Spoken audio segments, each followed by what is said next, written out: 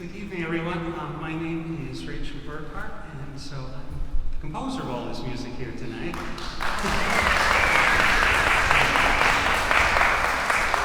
I want to thank everybody for coming, and especially thank this wonderful orchestra. Aren't they great here? Good to meet you.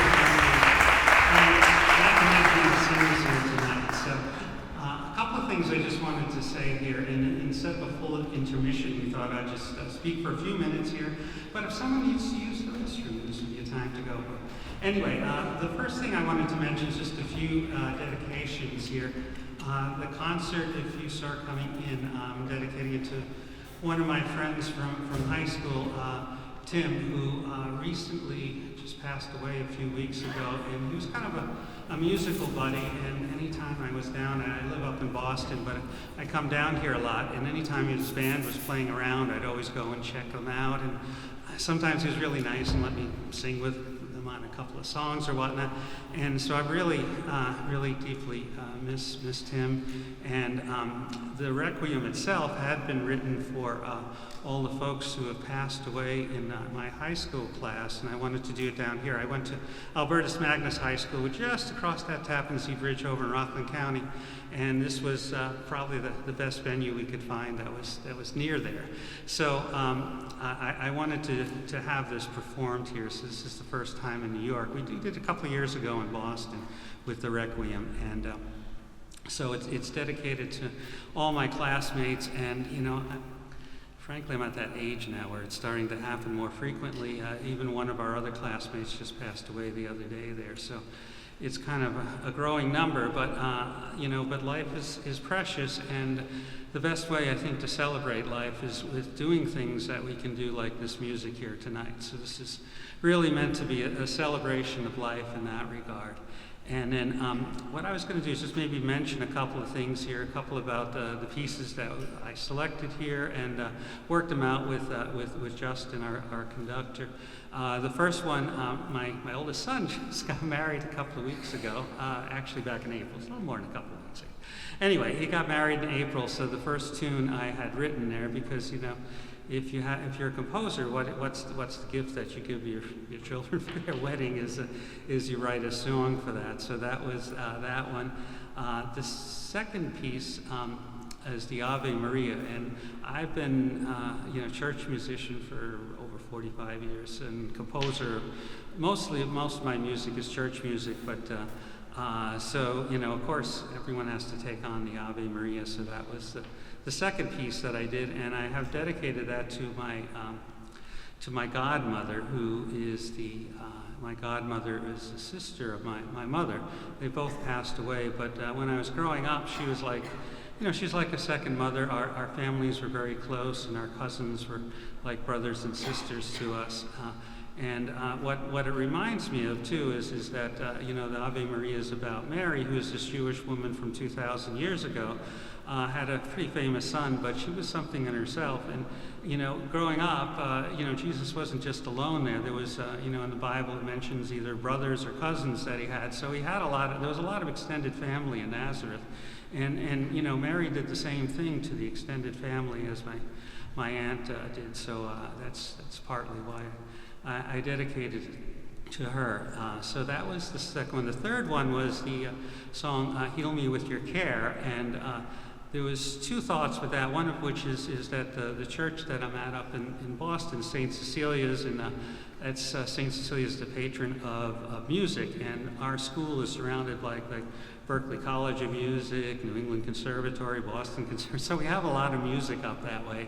And they also have a cares ministry that helps people who might be shut in or otherwise have some issues where they can't get in and about. So this was partly that I had done for that, as well as the other inspiration is the second verse is kind of taken from that part in The Sound of Music. I lift my eyes to the mountains from whence my salvation will come. And I always wanted to do that because it didn't come around like in our liturgical, cycles that we have at the church I'm at. So I always wanted to do that. So that was kind of the inspiration to that. And then just a little bit about the Requiem. So I wrote this, and then, people saying, well, are you expecting to die or something? Because what happened when Mozart did? He never quite finished it, so. But actually it was, seeing the movie Amadeus, and, he said, at some point there, he was going to, I write a mass for the dead, and then he started dictating it, if you recall, in the movie there, and I don't know, it was like, well, I got to do that too. I got to write a requiem. I'm a church composer, so I decided to do that, and he started off with like strings and octaves. He was dictating to Salieri back in according to the movie anyway, and so I start off with. You will hear treble voices in octaves. So that's not treble voices, but the baritone voices will be in octaves there. So that's part of it there. And the other part of why does a composer write things? And usually either they're inspired. A lot of things I write are like related to the Psalms, and I get to the point where I look at the music and the words to the Psalm, and the music's playing in my head. And this is just, a lot of composers have this, and some of them go crazy because of it. They just can't stop it.